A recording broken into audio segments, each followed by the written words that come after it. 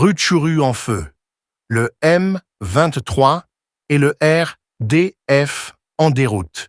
Les Wazalendo consolident la victoire. Dans les collines escarpées de Rutshuru, un vent nouveau souffle. Là où résonnaient hier encore les rafales du M23 et du RDF, s'élèvent désormais les chants de victoire des patriotes Wazalendo. Entre défections massives, manque de munitions et sauvetage miraculeux d'officiers FARDC capturés, la situation tourne à l'avantage des défenseurs congolais. Africa Flashes vous emmène au cœur de cette bataille décisive qui redessine le visage du Nord Kivu.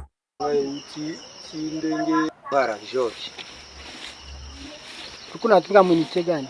Mimi nilikuwa tumika M3304. Okay. M3304. Unité FARDC au unité ya M23? Nilikuwa mu FARDC kisha M23 katukamata mateke katubeba formation. Tulikule formation tunafanya miezi 10, tulikuwa tuko Rumangabo. Tunamaliza miezi 10 Rumangabo ndio tuna passing. Tukaona sasa kwa wanatutia banatunyonga sana. Mwaya kudeplacer hakuna, mwaya kukula hakuna. Ikabidi she tu rejoindre unité ziko karibu za gouvernement. Okay. Avao kamatiwe na adui na M23. Kuna tumikia fasi gani? Avani kamatiwa na M23 nilikuwa tumikia mu region ya Sud Kivu. Mu 33e region militaire. Kamanda yako, chef yako alikuwa nani? Alikuwa Didier Ilinga. Didier Ilinga. Okay.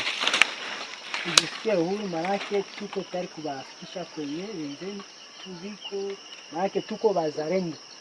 Jinsi mnafika hapa mnafika kwa General Defender. Kuchama FDDP Vare VDP. Kuna nifata? Nakupata mkuu. Jinsi nafika hapa tusikie huko. Tuko tayari kufikisha mikono wa wenzenu.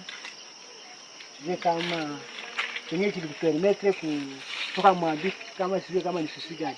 Ikitupermettre kutoka mwadui manake adui hana rangi. Yeye kukula anakulisha ipeke bien.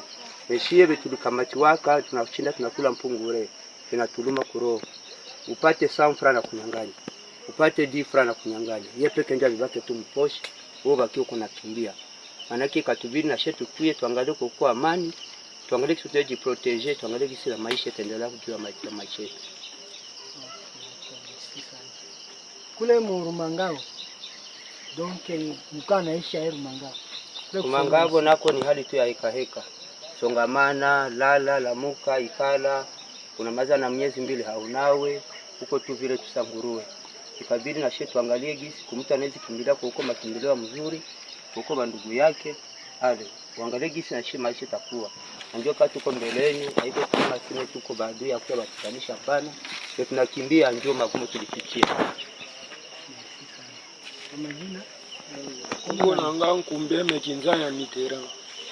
Nasema unité naza na uti na unité 1101 régiment na Kanyamahoro ndesika unité nanga uti sindenge tobundaki mboka nde kweyaki nde bakangaki ngai na laki na poro wana efiki tuku Makore Emmanuel nde bakangaki ngai le 27 janvier nde bakangaki ngai bameminga Rumangabo na sali formation na Rumangabo ya konyoko wa mapenza ya mabe ya kobeta kanzete saki jour ya ki mutu azana boloko batu bakufa par jour ba 20 personnes ba 30 personnes souffrance eleki lokola kuna toyebaki banzela te ya kokimela nde topiaki bango nzoto tosala formation wana ti soki esili toya oluka défense na zamba nini po tokima tolanda bamina biso nde totamboli pe na bazamba totamboli na bazamba ti nde toye kokoma pembeni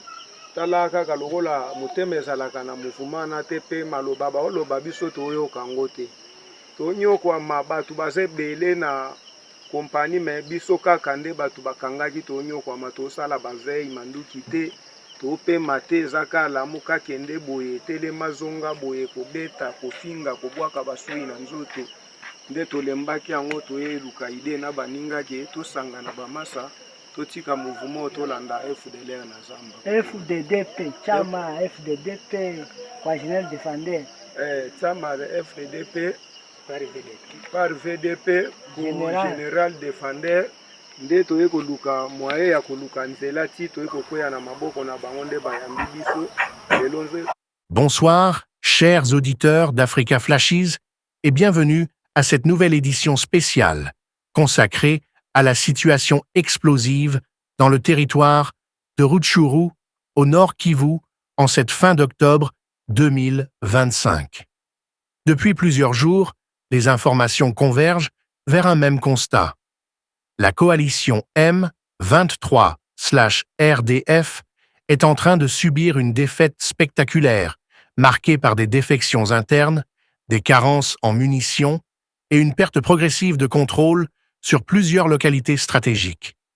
Les patriotes Wazalendo, appuyés par les forces armées de la République démocratique du Congo, FARDC, gagnent du terrain, renforcent leur position et récupèrent du matériel abandonné par l'ennemi en déroute.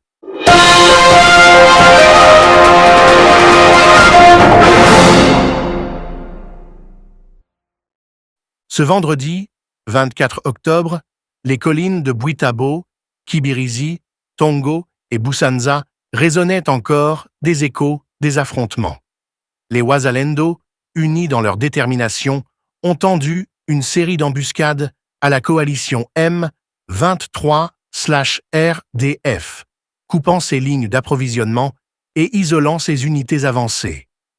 Dans la chefferie de Bwito, les combats ont pris une tournure décisive, lorsque plusieurs éléments des FARDC, précédemment capturés à Goma et Bukavu, ont réussi à s'échapper grâce à l'intervention coordonnée des patriotes.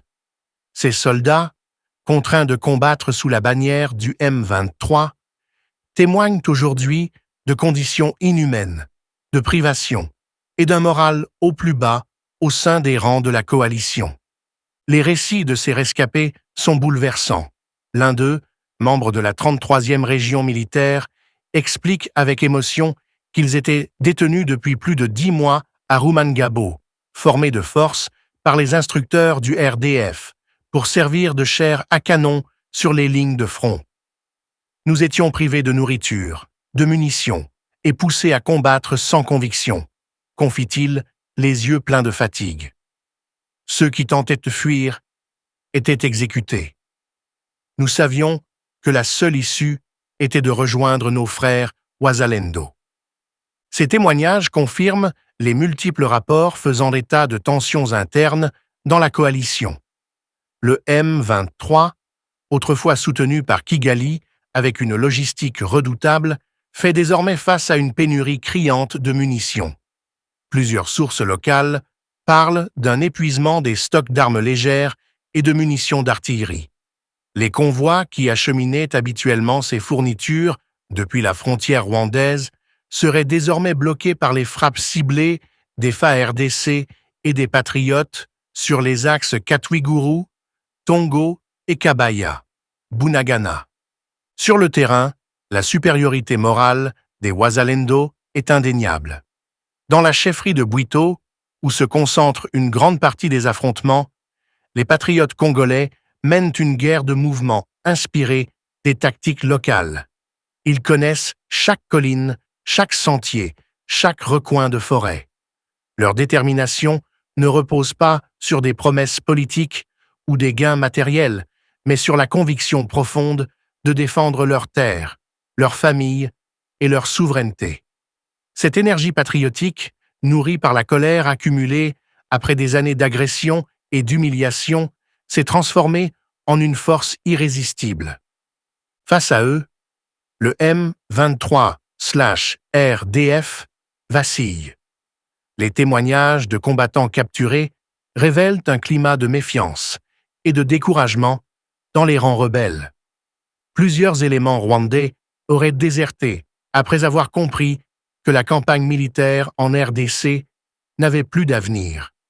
Les commandants congolais du M23, eux, se divisent entre ceux qui veulent négocier et ceux qui persistent dans la confrontation. le manque de coordination est tel que certaines unités se retrouvent isolées, encerclées par les Wazalendo, sans ravitaillement ni ordre clair.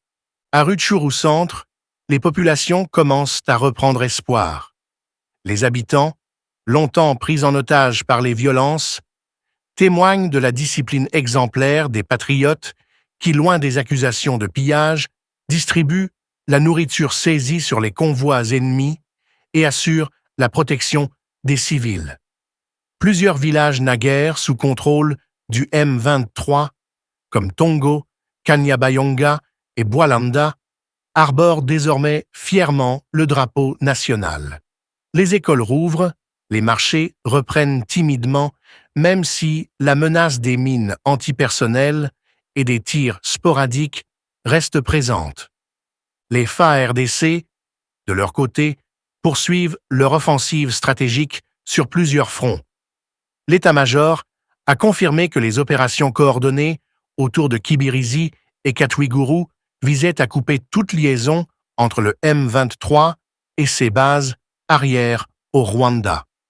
Des unités d'élite de la 3411e brigade, appuyées par des drones de reconnaissance, ont neutralisé plusieurs positions d'artillerie ennemies dissimulées dans les collines de Tongo. Ces frappes précises ont permis de désorganiser les commandements du M23 et de libérer des zones entières où les populations vivaient depuis des mois sous la terreur. Ce renversement militaire s'explique aussi par la nouvelle synergie entre l'armée régulière et les groupes patriotiques. Longtemps dispersés, ces derniers opèrent désormais sous un commandement unifié. La confiance entre les FARDC et les Wazalendo s'est consolidée à travers des opérations conjointes, notamment à Busanza et Kishishe, où la complémentarité des tactiques a permis de neutraliser des colonnes ennemies entières. Les Wazalendo, souvent issus des communautés locales, assurent la logistique, la surveillance des axes et le renseignement de terrain, pendant que les FARDC mènent les attaques de front. Cette coordination est l'une des clés du succès actuel. Mais cette victoire ne se joue pas seulement sur le terrain militaire, elle traduit un basculement psychologique. Pendant des années, la propagande du M23 avait réussi à semer la peur en se présentant comme une armée invincible. Aujourd'hui, les images de ces combattants désarmés, affamés ou fuyant vers la frontière brisent ce mythe. Dans les villages, on raconte comment des colonnes entières de rebelles ont abandonné leur position sans livrer bataille, incapables de résister à la pression combinée des FARDC et des patriotes. Cette démoralisation a un effet domino. Les nouvelles recrues désertent, les civils enrôlés de force s'enfuient et les commandants étrangers perdent toute autorité sur le terrain. Les autorités congolaises, à Kinshasa, suivent de près cette évolution. Le président Félix Tshisekedi, qui avait promis de restaurer l'intégrité territoriale du pays, voit dans cette série de victoires un tournant stratégique. Les récents renforts envoyés dans le Nord Kivu, y compris des unités spécialisées dans la guerre de montagne, ont prouvé leur efficacité.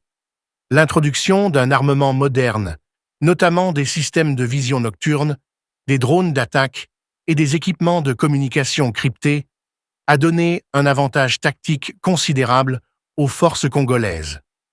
Dans les coulisses diplomatiques, Kigali tente de minimiser la débâcle. Les officiels rwandais parlent de réajustement tactique. Mais sur le terrain, la réalité est tout autre.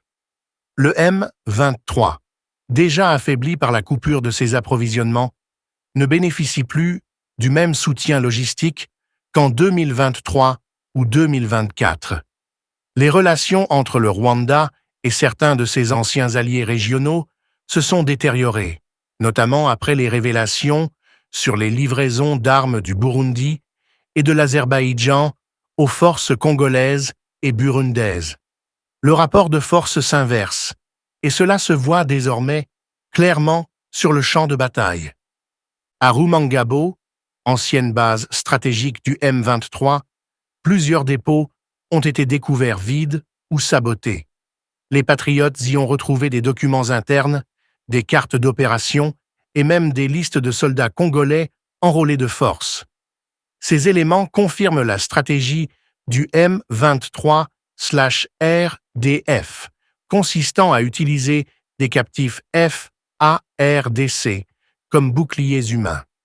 Une pratique qui scandalise la population et renforce la détermination des combattants loyalistes à poursuivre l'offensive jusqu'à la libération totale de Rutshuru et Masisi. Le long des routes de campagne, les villages célèbrent discrètement les victoires successives.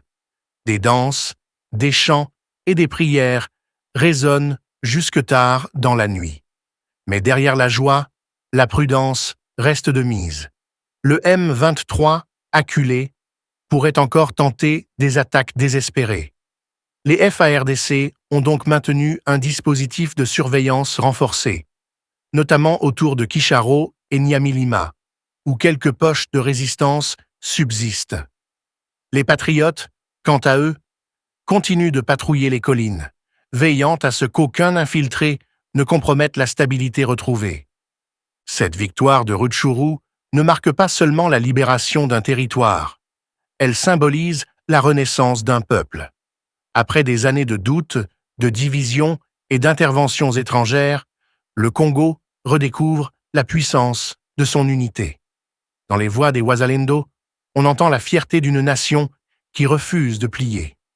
Dans les regards des soldats FARDC, on lit la détermination d'en finir une fois pour toutes avec la guerre imposée depuis l'extérieur.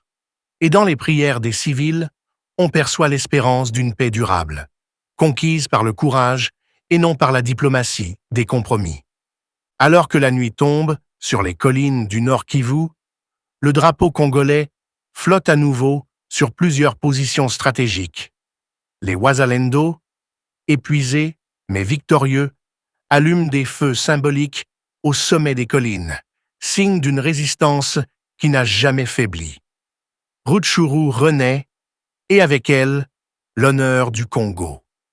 Chers auditeurs d'Africa Flashes, merci d'avoir été avec nous pour cette édition spéciale, consacrée à la défaite spectaculaire du M23/RDF à Rutshuru. Continuez de nous suivre, de liker, de partager et de soutenir cette voix africaine qui éclaire la vérité de nos terres. Le Congo avance et son peuple, uni derrière ses patriotes, écrit une nouvelle page de son histoire.